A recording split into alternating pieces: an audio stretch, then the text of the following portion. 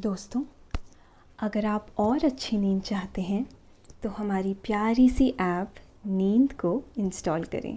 इस ऐप पर आपको एक्सक्लूसिव स्लीप स्टोरीज़ मिलेंगी और आप बिना यूट्यूब प्रीमियम के भी इन स्टोरीज़ को बैकग्राउंड में सुन सकेंगे। इंस्टॉल करने के लिए आप हमारी वेबसाइट neend.app पर ज़रूर आइए और अच्छी कहानियाँ, स्लीप म्यूज़िक, कुछ टिप्स सुनने के लिए इस चैनल को सब्सक्राइब कीजिए। अगर नींद की कहानियां सुनकर आपकी स्लीप क्वालिटी बेहतर हुई है तो हमें कमेंट करके जरूर बताएं और इस वीडियो को लाइक और शेयर जरूर करें और साथ ही चैनल को सब्सक्राइब करें।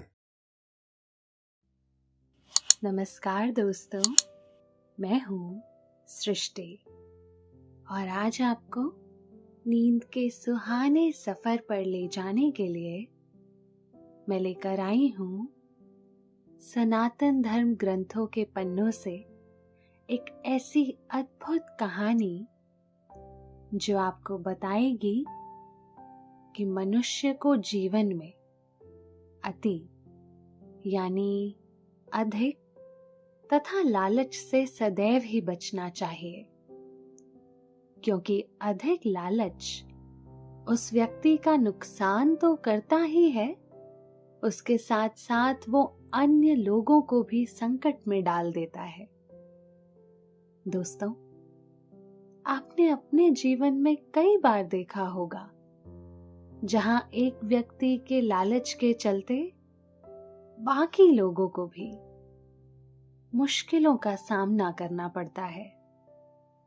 लालच धीरे धीरे क्रोध को जन्म देता है और क्रोध के चलते धीरे धीरे मुश्किलें बढ़ती ही जाती हैं। इसलिए हर मनुष्य को अति तथा लालच से हमेशा ही बचना चाहिए। हमारी आज की कहानी भी अति और लालच के इसी चक्र के इर्द गिर्द घूम रही है। ये कहानी है आज से लगभग सहस्त्रों वर्षों पूर्व पृथ्वी पर जन्मे महाराजा श्वेतकी तथा पंच तत्वों में से एक अग्निदेव जी की। कहते हैं कि राजा श्वेतकी बहुत ही योग्य, असाधारण प्रकर्मी तथा अद्भुत धर्म पालन के सेवक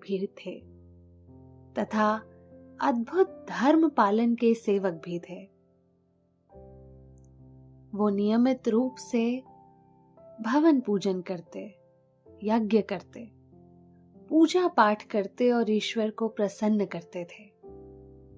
एक बार महाराजा श्वेतकी के मन में विचार आया कि उन्हें एक ऐसा भव्य अनुष्ठान करना चाहिए जो आज से पहले कभी भी किसी ने भी ना किया हो। इसी सोच विचार के चलते महाराजा श्वेतकी ने 100 वर्षों तक चलने वाले एक भव्य, विशाल और अखंड अनुष्ठान करने का संकल्प कर लिया। अब यज्ञ करवाना तो ऋषि मुनियों का कार्य था, इसलिए इस अत्यधिक कठिन संकल्प का विचार लेकर महाराज श्वेतकी बड़े बड़े ऋषि मुनियों के पास पहुंचे और उन्हें अपने अद्भुत और अति दुर्लभ अनुष्ठान के बारे में बताया। उनका विचार सुनकर सभी ऋषि मुनियों ने मना कर दिया और कहा कि ये संकल्प तो अत्यधिक कठिन तथा असंभव सा प्रतीत होता है। इसके बाद कहानी में क्या हुआ होगा? क्या महाराज श्वेतकी ने उन ऋषि मुनियों की बात को समझकर अपना हठ त्याग दिया होगा या फिर अपनी जिद के चलते कोई दूसरा मार्ग चुना होगा? इन सभी प्रश्नों का उत्तर जानने के लिए सुनते हैं आज की कहानी। लेकिन उससे पहले आप अपने आसपास की सारी लाइट्स ऑफ करके आराम से लेट जाएं। अपनी आंखें धीरे से बंद कर लीजिए। अब थोड़ा सा अपने शरीर को आराम दीजिए, थोड़ा और आराम। अपने शरीर को बिल्कुल ढीला छोड़ दीजिए। कोई टेंशन नहीं, कोई तनाव नहीं। अपने दिमाग में चल रहे सभी विचारों को, चिंताओं को त्याग दें। एक शांति सी महसूस करें। सब नेगेटिव पॉजिटिव विचारों को धीरे धीरे निकाल दें। हाथों को सीधा करके अपनी कमर के साइड में रख लीजिए। अपनी सांस पर ध्यान लगाएं। इसको धीमे या तेज नहीं करना है, बस ध्यान देना है कि कैसे वो आपके नाक, गले में होते हुए आपके अंदर प्रवेश कर रही है और कैसे वो आपके गले और नाक के माध्यम से वापस निकल रही है। मन शांत, एकदम शांत होता जा रहा है। आप बहुत अच्छा महसूस कर रहे हैं। खुद को काफी हल्का फील कर रहे हैं। सब तरफ शांति ही शांति है, सुकून है,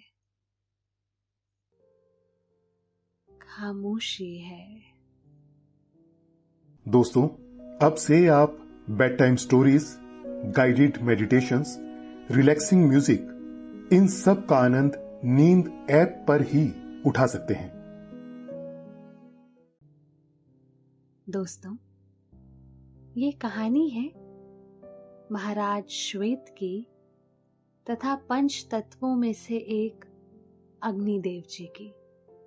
कहते हैं कि कई हजार वर्ष पहले श्वेतकी नाम के एक ऐसे महान राजा ने जन्म लिया जो बहुत ही कुशल, योग्य, असाधारण पराक्रमी तथा वीर बहादुर थे। इसी के साथ साथ महाराज श्वेतकी अद्भुत धर्म तथा प्रकृति माता के भी सेवक थे। वो समय समय ईश्वर को प्रसन्न करने के लिए पूजा पाठ के साथ साथ कभी भवन पूजन तो कभी यज्ञ अनुष्ठान करते ही रहते थे।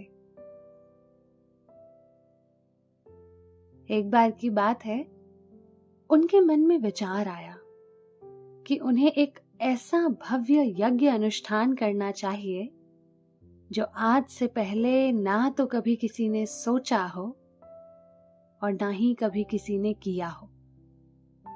ये यज्ञ अनुष्ठान ऐसा हो जिसकी कल्पना भी साधारण मनुष्य ना कर सके। इसी तरह के सोच विचार के चलते महाराज श्वेतकी ने 100 वर्ष तक चलने वाले एक भव्य, विशाल और अखंड अनुष्ठान करने का संकल्प कर लिया। ये वो दौर था जब यज्ञ अनुष्ठान जैसे धार्मिक कार्य केवल और केवल गुणी और ज्ञानी ऋषि मुनियों द्वारा ही संभव हुआ करते थे।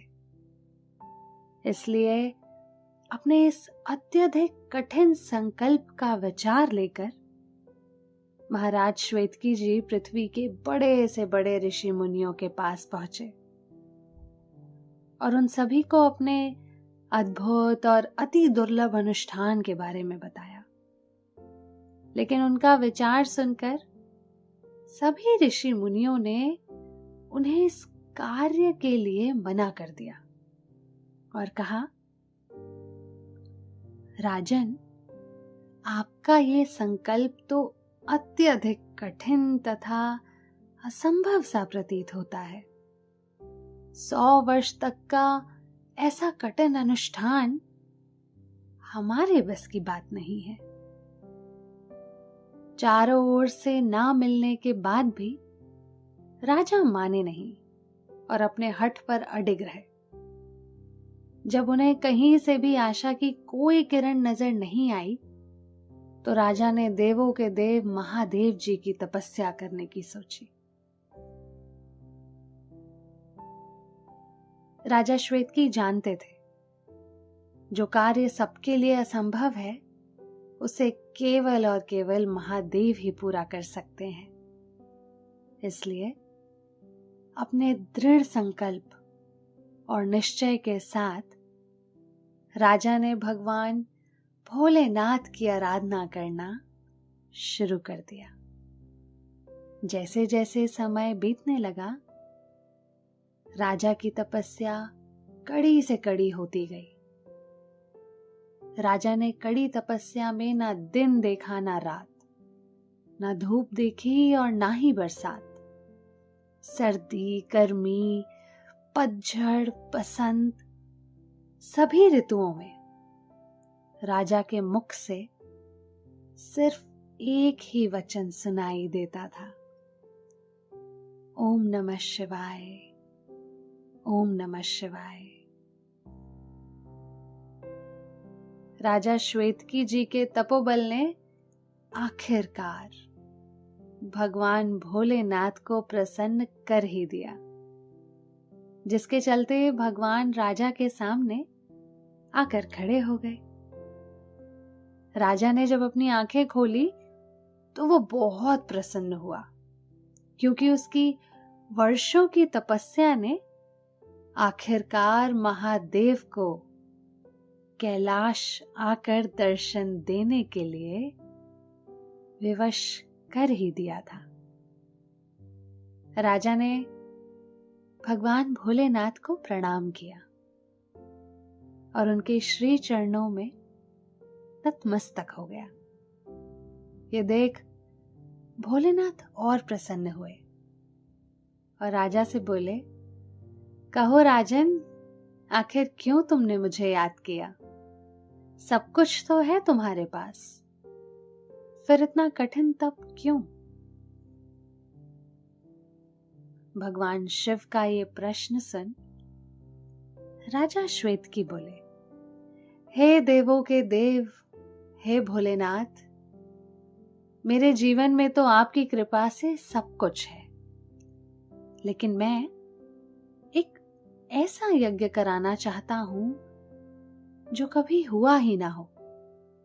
इसके लिए मैंने कई ऋषि मुनियों से वार्तालाप किया, परंतु कोई भी इस अखंड अनुष्ठान के लिए तैयार नहीं है। इसलिए अब मैं आपकी ही शरण में हूं, आप ही मेरा उद्धार कीजिए। ये सुन शिव जी बोले, यदि तुम्हें इतना बड़ा यज्ञ करना है तो तुम्हें उसके लिए 12 वर्षों का कठिन तप करना होगा। यदि तुम उसमें सफल हुए तो ही तुम्हें इस विशाल अखंड अनुष्ठान की अनुमति दी जाएगी।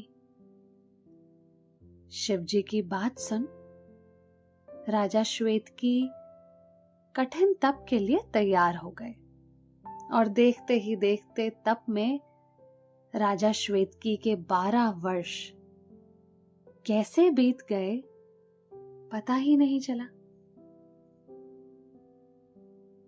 12 वर्षों के बाद एक बार फिर भोलेनाथ प्रकट हुए और राजा श्वेतकी की तपस्या को सफल किया। वो बोले, राजन, तुमने 12 वर्षों के इस कठोर तप से ये सिद्ध कर दिया है कि तुम इस विशाल, भव्य और अखंड यज्ञ अनुष्ठान के लिए तैयार हो। मैं तुम्हें इसकी अनुमति देता हूं, किंतु स्मरण रहे, ये यज्ञ करवाना तो मेरा कार्य नहीं है। ये कार्य तो नियति ने ऋषि मुनियों को सौंप रखा है। दोस्तों, अब से आप आपकी मनचाही दादी और नानी की कहानियों से प्यारी नींद की कहानियां सिर्फ और सिर्फ नींद ऐप पर ही सुन पाएंगे। तो इसी तरह हमारे साथ कहानियों के जरिए जुड़े रहने के लिए आपकी अपनी नींद ऐप इंस्टॉल करें। ये सुन राजा श्वेतकी के मुख पर फिर से चिंता की रेखाएं उत्पन्न होने लगी, क्योंकि राजा पहले ही बहुत सारे ऋषि मुनियों से ना सुनकर आए थे। लेकिन फिर उन्हें विचार आया कि यदि महादेव कोई उपाय बताएंगे तो वो निश्चित ही पूरा होगा। राजा अभी इतना सोच ही रहे थे कि तभी भगवान शिव बोले, चिंता ना करो वत्स, मैं महर्षि दुर्वासा जी से तुम्हारा यज्ञ संपन्न करवाने की आज्ञा दूंगा। किंतु स्मरण रहे राजन, तुम्हारी ये अति नुकसानदायक भी सिद्ध हो सकती है। इतना कहकर शिव अदृश्य हो गए। राजा को अपने हठ के आगे भगवान भोलेनाथ की चेतावनी भरे शब्द जैसे सुनाई ही नहीं दिए थे। अब क्या था, राजा ने अपनी इच्छा के अनुसार यज्ञ शुरू कर दिया। महर्षि दुर्वासा जी ने 100 वर्षों तक यज्ञ किया। 100 वर्षों तक लगातार हवन कुंड में आहुतियां ही आहुतियां जाने लगी, जिसके चलते अग्निदेव को यज्ञ की समिधा से अरुचि सी हो गई। और फिर एक दिन ऐसा भी आ गया कि उन्होंने यज्ञ से आहार लेना बंद ही कर दिया। अपनी इस समस्या को लेकर वो सृष्टि के सृजनकर्ता प्रजापति ब्रह्मा जी के पास पहुंचे और उन्हें अपना हाल बता दिया। ब्रह्मदेव अग्निदेव की समस्या से पूरी तरह से परिचित थे। वो मुस्कुराते हुए बोले, वत्स, तुमने 100 वर्षों तक केवल यज्ञ से मिलने वाले घी और यज्ञ वाली सामग्रियों का ही आहार ग्रहण किया है, जिसके चलते तुम्हें हर वस्तु से अरुचि हो गई है। तुम एक काम करो, खांडव वन चले जाओ और वहां जाकर वनस्पतियों का आहार ग्रहण करो। इससे तुम्हारी समस्या का निवारण हो जाएगा। प्रजापति ब्रह्मदेव जी की बात सुनकर अग्निदेव ने ऐसा ही किया। वो बिना कुछ सोच विचार किए खांडव वन में पहुंच गए और देखते ही देखते समस्त वनस्पतियों का सेवन करने लगे, जिसके चलते जंगल में हर ओर अग्नि की लपटें फैलने लगी। जब जंगल में आग लगी तो सभी जानवर, पशु पक्षी अपनी जान बचाने के लिए यहां से वहां भागने लगे। उसी खांडव वन में नागों का राजा तक्षक भी अपना डेरा बनाकर रहता था। जब भयंकर अग्नि के ताप से सारा जंगल परेशान हुआ तो राजा तक्षक ने देव इंद्र से सहायता मांगी। इंद्रदेव नागों के राजा तक्षक के घनिष्ठ मित्र थे। इसलिए उन्होंने बादलों से कहकर खांडव वन में मूसलाधार बारिश करवाकर अपने मित्र की सहायता कर दी। उस मूसलाधार बारिश ने इंद्रदेव के मित्र की सहायता तो कर दी थी, लेकिन अग्निदेव के भोजन करने की इच्छा पर भी पानी फेर दिया था। अब अग्निदेव के सामने ऐसा संकट आया था कि उन्हें समझ नहीं आ रहा था कि वो क्या करें। इतनी मूसलाधार बारिश में वो अपना भोजन कैसे कर पाएंगे। इसी सोच विचार में वो ध्यान लगाए हुए थे कि तभी उन्हें एक युक्ति मिली। अग्निदेव ने तुरंत ही एक साधु का भेष धारण किया और पास ही निवास कर रहे गांडीवधारी पांडुपुत्र अर्जुन के द्वार पहुंच गए। वहां पहुंचकर उन्होंने विश्व के सर्वश्रेष्ठ धनुधर अर्जुन से प्रार्थना की। वो बोले, हे अर्जुन, हमें वनस्पतियों का आहार करना है, किंतु मूसलाधार बारिश के चलते ऐसा करने में हम असमर्थ हैं। यदि आप मेरे भोजन के लिए इन बादलों को पीछे हटा दें तो आपकी बहुत कृपा होगी। संयोगवश उस समय अर्जुन के साथ भगवान श्री कृष्ण जी विराजमान थे। इससे पहले कि अर्जुन कोई रहस्य समझ पाते, भगवान श्री कृष्ण जी ने एक ही झलक में अग्निदेव को पहचान लिया। अब श्री कृष्ण के सामने अग्निदेव अपनी व्यथा सुनाए हाथ जोड़कर खड़े थे।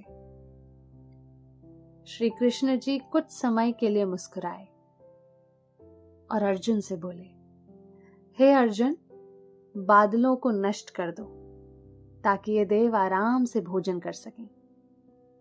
फिर क्या था, माधव श्री कृष्ण जी का आदेश पाते ही अर्जुन ने अपना गांडीव उठाया और एक ही तीर से बादलों को छिन्न भिन्न कर दिया। बादल नष्ट हुए तो बारिश बंद हो गई और खांडव वन में एक बार फिर धू धू कर आग की लपटें जलने लगी और अग्निदेव अपना आहार करने लगे। ये देख देव इंद्र ने फिर बादल भेजे और अर्जुन ने उन्हें फिर से नष्ट कर दिया और ये क्रम बार बार चलता ही रहा, जिसके चलते एक दिन इंद्रदेव अर्जुन पर ही बहुत क्रोधित हो गए। मारे क्रोध के वो स्वयं पृथ्वी लोक पर अर्जुन के पास गए और बोले, अर्जुन, आखिर तुम ये क्या कर रहे हो? मैं बार बार खांडव वन पर बादल भेजता हूं और तुम हर बार उन्हें अपने बाणों से नष्ट कर देते हो। आखिर तुम क्यों कर रहे हो ऐसा? इंद्रदेव को अपने सामने देख अर्जुन ने प्रणाम किया और बड़े ही प्रेम से बोले, हे इंद्रदेव, मैं तो अपने धर्म का ही पालन कर रहा हूं। शरण में आए हुए शरणागत के भोजन का प्रबंध करना तो मेरा धर्म है और मैं उसी का पालन कर रहा हूं। अर्जुन की ये बात सुनकर देव इंद्र और क्रोधित हो गए। वो क्रोध में जलते हुए बोले, अर्जुन, यदि ऐसी ही बात है तो अपने मित्र तक्षक की सहायता करना मेरा भी धर्म है। तुम यदि अपने धर्म का पालन कर रहे हो तो मुझे भी अब अपने धर्म का पालन करना होगा। नमस्ते। इस कहानी को एड फ्री सुनने के लिए हमारे मेंबरशिप प्लान के साथ जुड़िए या प्ले स्टोर से अपनी प्यारी सी ऐप नींद को इंस्टॉल कीजिए। देवराज इंद्र और सर्वश्रेष्ठ धनुर्धर अर्जुन के बीच की वार्तालाप इस कदर बढ़ती गई कि एक समय आया जब भगवान श्री कृष्ण जी को बीच में बोलना पड़ गया। लेकिन अर्जुन और इंद्र दोनों की ही बुद्धि पर धीरे धीरे सहायता का भाव अहंकार का रूप ले चुका था। दोनों के बीच की बहस ने आखिरकार इतना विकराल रूप ले लिया कि दोनों ने अपने अपने भयंकर अस्त्र निकाल लिए, जिसे देख भगवान श्री कृष्ण जी ने सुदर्शन धारण कर लिया। तभी नियति ने भविष्यवाणी की और बताए कि अगर आप तीनों के अस्त्र एक साथ एक दूजे पर चले तो सारा का सारा संसार ही नष्ट हो जाएगा। इसलिए आप तीनों धैर्य, विवेक और संयम से काम लीजिए। इस आकाशवाणी के बाद सभी ने अपने अपने अस्त्र छोड़े और संयम से काम लेते हुए एक साझा हल निकाला। हल ऐसा कि जिससे अग्निदेव आहार भी कर सकें और नागों के राजा तक्षक को भी कोई कष्ट ना हो। तय हुआ कि राजा तक्षक कुछ समय के लिए कहीं और अपना निवास करे ताकि अग्निदेव वनस्पतियों का आहार कर सके। इस तरह राजा श्वेतकी का हठ एक ऐसी समस्या को जन्म दे गया था जिससे बाकियों का नुकसान होते होते बचा। इसलिए दोस्तों, कहा जाता है कि व्यक्ति को लालच से सदैव ही बचना चाहिए, क्योंकि लालच जैसा विकार ना सिर्फ उस व्यक्ति को नुकसान पहुंचाता है बल्कि बाकी अन्य लोगों को भी संकट में डाल देता है। इस कहानी से हमें जो दूसरी शिक्षा मिलती है वो ये है कि मनुष्य को अपने धर्म से कभी भी मुंह नहीं मोड़ना चाहिए। जिस तरह अर्जुन ने अपने धर्म की पूर्ति के लिए इंद्रदेव जैसे महान देव से भी युद्ध करने के लिए पीछे हटना स्वीकार नहीं किया, उसी तरह हर व्यक्ति को अपना धर्म पालन करना चाहिए। क्योंकि यदि आप धर्म की पालना करते हैं तो ईश्वर भी आपका साथ निभाने के लिए उचित परिस्थितियां उत्पन्न कर देते हैं। तो दोस्तों, अब आपने ये कहानी सुनी, अब आप काफी अच्छा महसूस कर रहे हैं और आपको नींद आ रही है। निद्या रानी धीरे धीरे आपको सुला रही है। आपकी आंखें भारी हो रही हैं। आप नींद की आगोश में समाते चले जा रहे हैं, समाते चले जा रहे हैं। शुभ रात्रि।